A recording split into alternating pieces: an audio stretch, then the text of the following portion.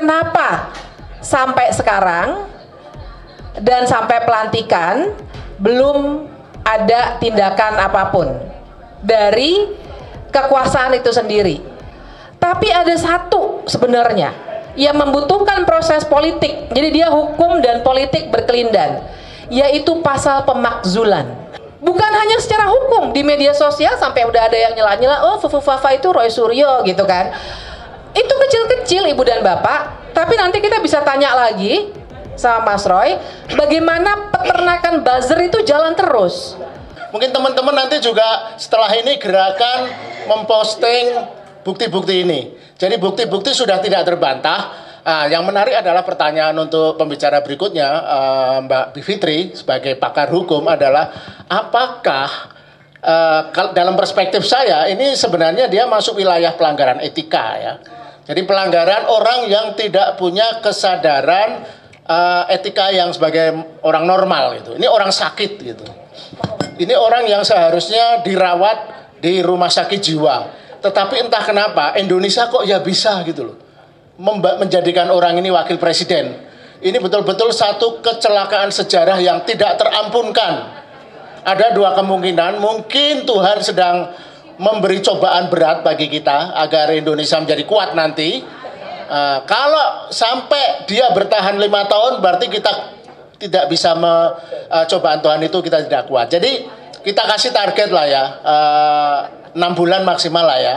Seperti kata Sahibul Hikayat, paling 6 bulan dia akan dimaksulkan. Siapapun dia, entah dari kita atau dari internal pemerintahan kekuasaan. Jadi Mbak Bivitri, mohon bukti-bukti yang tidak terbantahkan ini dikonversi dari sebuah pelanggaran etika, perilaku orang yang sakit jiwa yang sungguh salah bisa terpilih menjadi wakil presiden melalui proses pemilihan curang.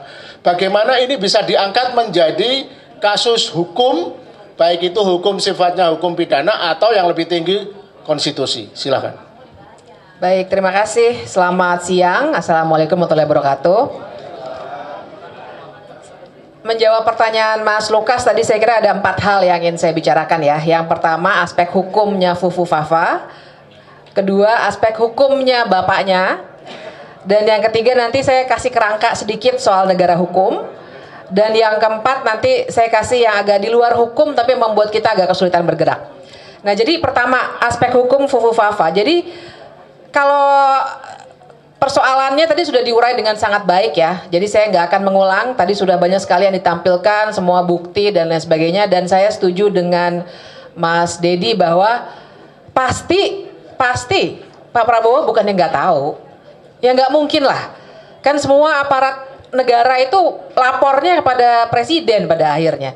Dan sebelum itu pun kita semua paham bahwa tangan-tangan dan jaringannya Pak Prabowo juga sangat kuat pun sebelum jadi presiden. Jadi kalau dia nggak tahu ya nggak mungkin. Nah, jadi pertanyaannya adalah kenapa sampai sekarang dan sampai pelantikan belum ada tindakan apapun dari kekuasaan itu sendiri. Nah, jadi Ibu dan Bapak sekalian, saya ingin membahasnya pertama-tama dari aspek timeline dulu deh. Dari segi timeline, jangan lupa bahwa besok kita masih punya kerjaan politik yang namanya nyoblos pilkada. Dan kita semua tahu pilkada ini juga luar biasa, nggak kaleng-kaleng. Ini semua, maksud saya pilkada serentak yang luar biasa banyak dan sangat kelihatan tuh antara yang didukung oleh kekuasaan. Bahkan kalau saya hobinya sambil jogging tuh dengerin bocor alus ya. Jadi saya denger bocor alus yang Sabtu kemarin tuh ada acara di mana ada yang ke Solo lah gitu berkonsultasi. Dan kemudian setelah itu sampai ada yang sudah beredar ya suratnya. Surat, bayangkan sudah nggak malu-malu bahkan untuk mengeluarkan surat resmi pakai kop, walaupun kopnya bukan gambar Garuda tapi nama. Tapi kan artinya ada yang memang sedang betul-betul dipertaruhkan paling tidak sampai besok. Atau sampai semua kepala daerah selesai urusannya bahkan di Mahkamah Konstitusi. Jangan lupa nanti ada sengketa pilkada kan segala macam. Nah, jadi itu satu ya, timeline pertama. Timeline 1B-nya adalah kalau kita semua melihat, kita selalu ngitung 100 hari, 100 hari, 100 hari. 100 harinya, Ibu dan Bapak sekalian dan kawan-kawan, kita harus hitung dengan memperhitungkan pilkada. Tapi juga dengan memperhitungkan aspek-aspek lainnya untuk menjaga supaya ada kestabilan politik. Paling tidak di mata pemerintah yang sekarang. Kestabilan politik ini kelihatan sekali mau dijaga dengan rapi. Kita tahu sekarang ada kantor komunikasi presiden yang lebih rapi dengan segala macam ininya ya, jajarannya kita semua tahu, banyak kawan-kawan kita juga di situ.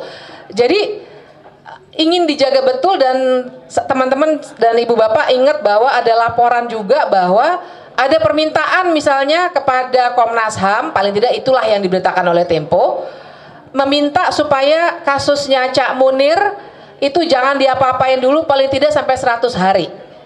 Jadi mau dijaga betul kestabilan politik dalam tanda kutip. Nah, jadi itu yang harus kita baca untuk menjawab pertanyaan, apakah nanti akan ada sesuatu setelah 100 hari? Itu satu ya, pertanyaan pertama. Pertanyaan keduanya adalah sesuatu itu apa? Nah, jadi yang dipaparkan oleh Mas Roy tadi, sebenarnya saya mau bilang, kita jangan berharap sama pidana, Mas Lukas.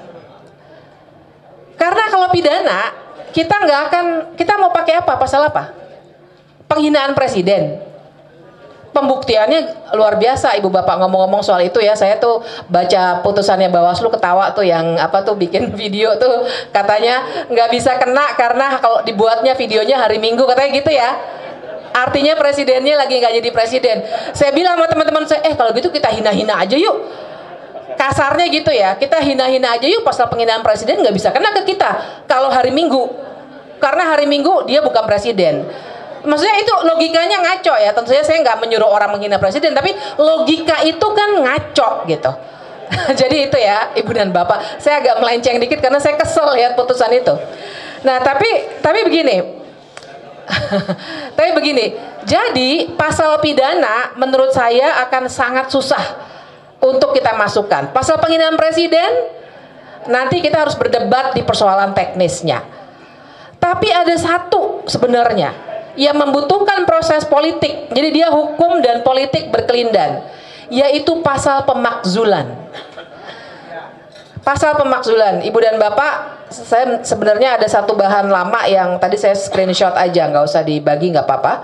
Saya bacakan aja ya pasalnya ya.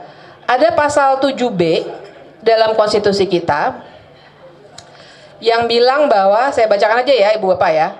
Pasal 7B ini bilang bahwa 7A-nya dulu, presiden dan wakil presiden dapat diberhentikan. Presiden dan atau bukan hanya presiden, tapi juga wakil presiden dapat diberhentikan oleh MPR atas usul DPR karena melakukan apa sajakah itu. Nah, ini yang menarik. Pasalnya bilang bahwa saya agak ini nih ngelihatnya nih, karena saya screenshot. Intinya adalah salah satu alasan untuk pemakzulan adalah perbuatan tercela. Perbuatan tercela. Jadi bukan hanya tindak pidana korupsi, kemudian kan ada pengkhianatan kepada negara, tapi juga perbuatan tercela, Ibu dan Bapak sekalian. Nah, perbuatan tercela ini kalau kita lihat modelnya di Amerika Serikat, ini yang namanya misdemeanor. Jadi yang kecil-kecil. Kenapa perbuatan tercela masuk? Logikanya adalah persis seperti hal-hal yang sekarang ini kita hadapi. Nggak perlu jadi koruptor, jangan sampai lah ya. Nggak perlu jadi pelaku kekerasan, tapi begitu dia sudah adabnya, tindak tanduknya, pikirannya sudah tidak lagi sesuai dengan syarat seorang presiden atau wakil presiden dan janji dan sumpah jabatannya, dia bisa kena pasal pemakzulan. Nah, jadi kalau saya sih menyarankan ke situ ketimbang pasal-pasal pidana. Karena kalau pasal pidana nanti kita akan ribet lagi dengan persoalan-persoalan teknisnya, terutama ini adalah pejabat negara. Ibu dan Bapak tahu kalau pejabat negara itu artinya juga secara pelaporannya misalnya ke polisi ya, kalau pasal biasa penghinaan presiden atau undang-undang ITE dan lain sebagainya, kita kan kalau lapor ke polisi. Biasanya kita pakai aja kasusnya Haris dan Fathia karena semua orang kayaknya tahu. Haris dan Fathia maupun Pak Luhut dua-duanya melapor ke polisi. Tapi mana yang diproses? Laporannya Pak Luhut lah. Jadi bisa diduga kalau kita melapor dengan undang-undang ITE atau undang-undang KUHP, kita nggak akan direken, Ibu dan Bapak sekalian. Perlu saya ingatkan bahkan nih ya, Fufu-Fafa bisa naik, itu kan juga sebenarnya melanggar undang-undang tentang penyelenggaraan negara yang bersih dan bebas KKN. Sebenarnya. Nah, waktu itu ada kawan yang melapor. Ditindaklanjuti atau tidak oleh aparat negara? Tidak. Jadi lebih baik kita berfokus pada aspek politik dari kasus perbuatan tercela ini. Dan sedikit saya kasih referensi buat contoh ya.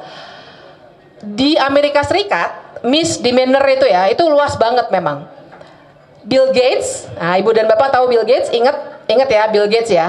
Kasusnya kan sebenarnya ini ya, kekerasan seksual, tindakan cabul ya kan. Monica Lewinsky, pasti masih ingat. Kok Bill Gates sih? Bill Clinton maksud saya, sama-sama Bill soalnya. Sorry. Maksud saya tentu saja Bill Clinton. Ada ya. Bill Clinton kasusnya adalah tindakan cabul dengan Monica Lewinsky. Tapi waktu dia diupayakan untuk dimakzulkan, tapi gagal ya Ibu dan Bapak. Yang dipersoalkan adalah kebohongannya kepada publik. Karena dia ngaku di hadapan publik bahwa saya tidak melakukan itu. Belakangan terbukti. Wah, jadi itu legal battle-nya luar biasa. Saya sendiri mengikuti karena itu menarik sekali. Karena dia pakai, ya di mana-mana kayaknya politisi sama ya. Kalau ada aspek hukum tuh belok-beloknya banyak sekali gitu. Nah, jadi waktu itu yang dia dipakai bukan tindakan cabulnya Bill Clinton itu sendiri terhadap atau kebalik Monica Lewinsky, tapi kebohongan dari Bill Clinton bahwa dia tidak pernah melakukan tindakan cabul itu. Nah, itu satu ya, Fufu-Fafa. Yang kedua, PR dari Mas Lukas adalah bapaknya. Nah, kalau bapaknya saya kira saya sudah banyak ya, dan sekarang persoalannya gini. Tentu saja kita tidak lagi bisa pakai pasal 7A itu. Karena Jokowi bukan lagi presiden.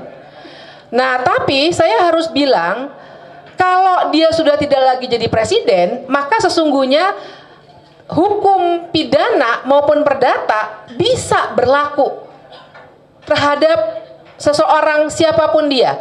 Ibu dan Bapak jangan pernah lupa bahwa Soeharto sebenarnya perdata dia satu kalah, Yayasan Super Semar. Satu kalah. Pidananya sebenarnya jalan tapi di stop waktu itu oleh Jaksa Agung. Nah, jadi ada kunci di situ Jaksa Agung. Tapi jangan lupa bagaimana kita bisa membongkar kelindahan ini, karena Jaksa Agung adalah anggota kabinet. Dipilihnya oleh presiden yang baru tentu saja. Nah, jadi ini mungkin barangkali sesuatu aspek politik yang nanti oleh para narasumber yang lain bisa digali lebih lanjut. Nah, sorry saya kelupaan. Untuk Fufu-Fafa tadi tantangannya adalah prosedur. Karena tadi 7A ya alasannya perbuatan tercela. Prosedurnya adalah DPR harus bersepakat dulu 8 fraksinya untuk bilang bahwa ini ada pelanggaran konstitusi. Itu aja udah menantang pasti. Nanti Bang Deddy saya kira harus mengulasnya ini. Sangat-sangat menantang pasti. Kalau DPR sudah setuju, DPR harus mengirimkannya ke Mahkamah Konstitusi.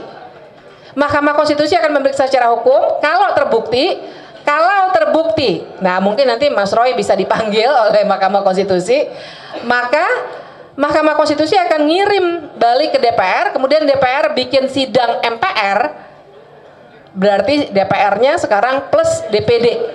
2/3 harus setuju untuk memakzulkan. Nah, jadi tantangan politiknya luar biasa besar. Tapi saya taruh aja dulu di atas meja, nanti kita diskusikan. Karena menurut saya barangkali ini juga sesuatu yang harus kita olah, bukan hanya politik formal. Tapi masuk saya poin yang berikutnya, persoalan kita adalah jangan sampai kesalahan-kesalahan baik oleh Fufu Fafa maupun oleh bapaknya itu kita diamkan dalam konteks negara hukum. Masalahnya adalah, Ibu dan Bapak, ini akan jadi preseden.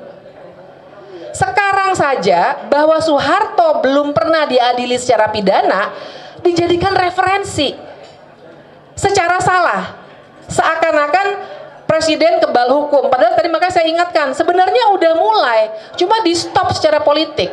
Nah, yang saya khawatirkan kalau kita bahkan tidak memulainya, yang akan terjadi adalah bangsa ini akan selalu mengingat bahwa kekuasaan tidak bisa dicek. Dan ini bahaya buat kita ke depannya. Dan yang terakhir, tadi saya poin terakhir gini. Masalahnya adalah kalau Milan Kundera sering banget sudah dikutip ya, udah agak-agak ini ya, udah agak terlalu pasaran barangkali dikutip, tapi tetap relevan. Perjuangan melawan kekuasaan adalah perjuangan melawan lupa. Nah, yang saya khawatirkan Ibu dan Bapak sekalian, secara hukum sulit, secara politik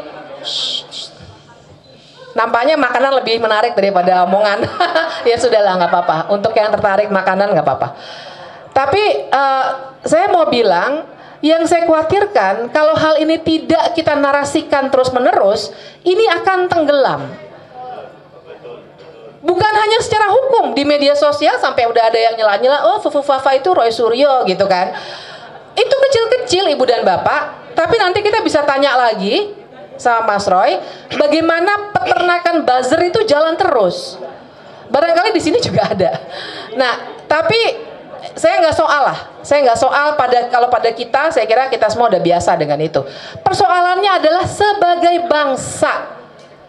Kalau adik-adik kita, anak-anak kita, cucu kita sampai 10-20 tahun kemudian selalu percaya bahwa kekuasaan tidak bisa diawasi, tidak bisa kena akibat hukum dan politik, bangsa ini lama-lama tidak akan bisa punya negara hukum. Dan buat saya itu yang paling berbahaya. Itu aja ya. Terima kasih.